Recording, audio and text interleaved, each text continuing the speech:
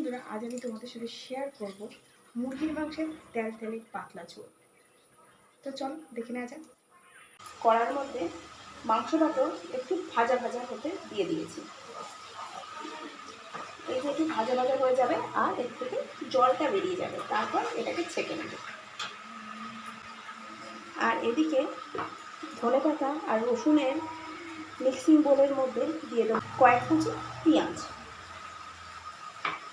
আর এই পেঁয়াজ, রসুন আর ধনেপাতাটাকে এবার মিক্স করে নেব। এখানে আমার পেঁয়াজ, রসুন আর ধনেপাতাটাকে বেটে নেওয়া হয়ে গেছে। এবার ওই মিক্সিং বোলের মধ্যে নিয়ে নেব কয়েক কুচি আদা, আর নিয়ে নেব কয়েকটা এলাচ, লবঙ্গ, দারচিনি।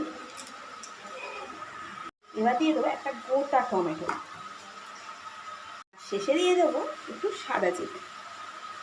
এবার এটাকেও মিক্স করে নেব।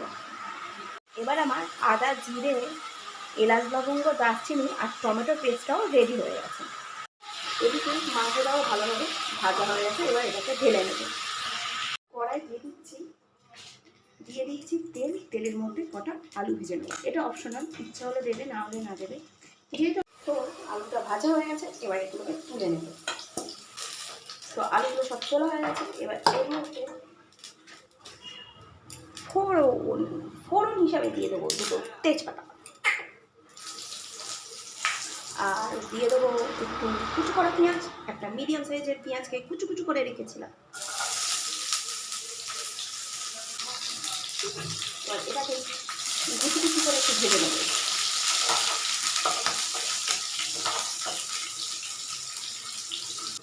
প্রথমে নিয়েছি নুন আর হলুদ, নিয়েছি ধনেপাতা, পেঁয়াজ, রসুনের পেস্ট, নিয়েছি এলাচ, লবঙ্গ, দারচিনি, টমেটো, আদা আর জিরের পেস্ট, আর নিয়েছি একটা লেবু, আর নিয়েছি চিকেন মশলা।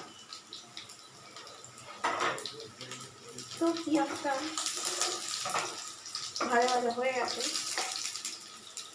এবার এর মধ্যে দিয়ে দেবো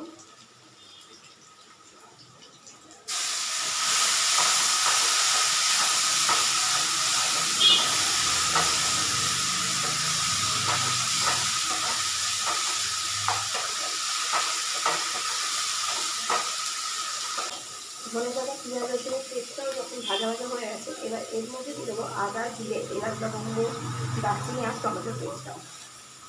তো এটাকে কষিয়ে নেব। কষাতে এর মধ্যে দিয়ে দেবো হলুদ আর নুনটা। এবার এটাকেও একটু নাড়াচাড়া করে নেব।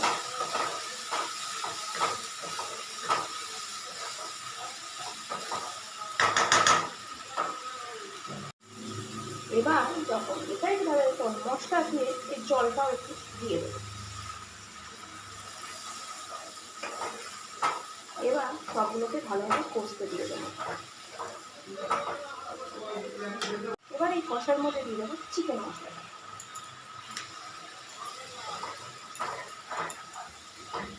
এবার এটাকে একটু ভালো না কষে তেল ছাড়ার জন্য ছেড়ে দেবো। মশলাটা যখন ফুটতে শুরু করে গেছে, একটু কষানোও হয়ে গেছে, এবার এর মধ্যে দিয়ে দেবো মাংস।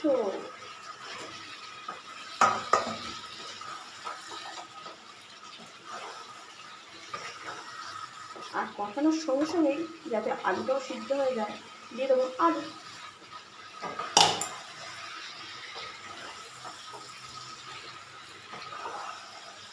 এবার ভালো করে কষিয়ে একদম সব কটা যাতে একে অপরের গায়ে লেগে যায়, সেদিকে একটু খেয়াল রেখে কষিয়ে নিতে হবে।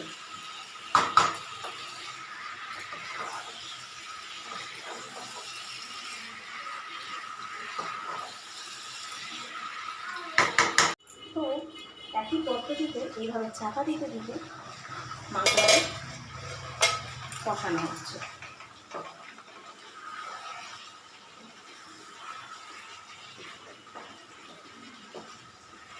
আর গন্ধটাও খুব সুন্দর বেরিয়েছে কষানো।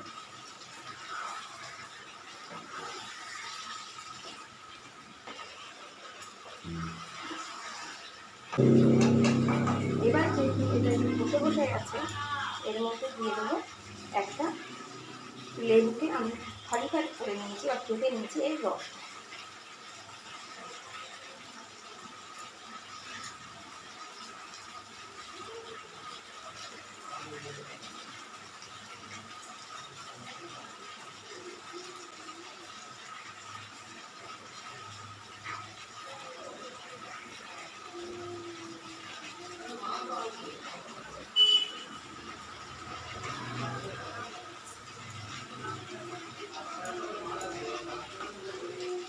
তো আমি একটা লেবুকে 4 ভাগ করে নিয়েছিলাম, এই রসটা সম্পূর্ণভাবে এইভাবে মাংসের মধ্যে দিয়ে দিলাম, দিয়ে এটাকে একটু নাড়িয়ে নেব।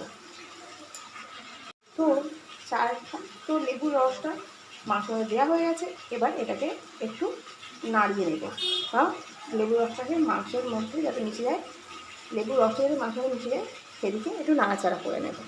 তো লেবুর রসটা দেওয়ার পরে এইভাবে একটু নাড়াচাড়া করে নেব।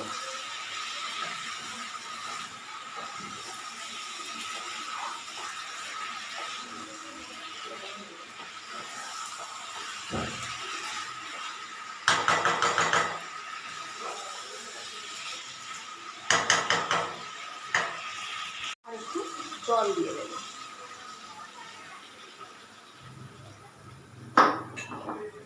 দিয়ে আবার নাড়াচাড়া করতে হবে।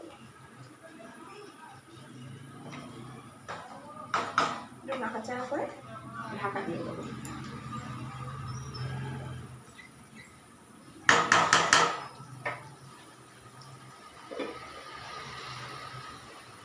যাতে তো মাংসটা আমার কষানো হয়ে গেছে, এবার এর মধ্যে ঢেলে দেবো গরম জল, কারণ মাংসটা না ফুটলে জিনিসটা ভালো হবে না, তাই মাংসের মধ্যে ঢেলে দেবো গরম জল, যেটা আমি আগে করে দেবো।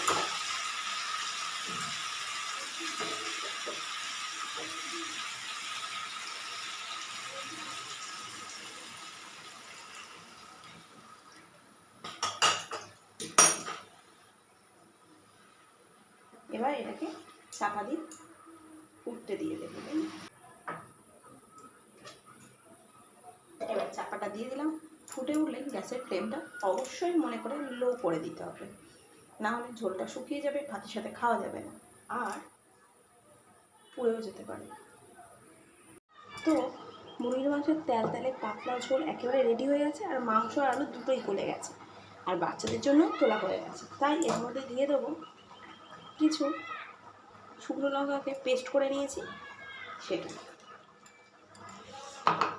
এটা ঝালের জন্য, ঝালটা যে যেমন খাবে সে তেমনভাবেই দেবে।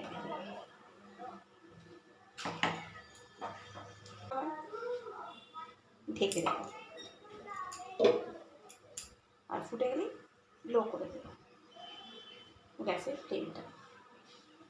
তো মাংসের ঝোলটা আমার ফুটে গেছে, এবার আমি নামিয়ে নেব। তো মুরগির মাংসের তেলে পাতলা ঝোল আমার রেডি হয়ে গেছে।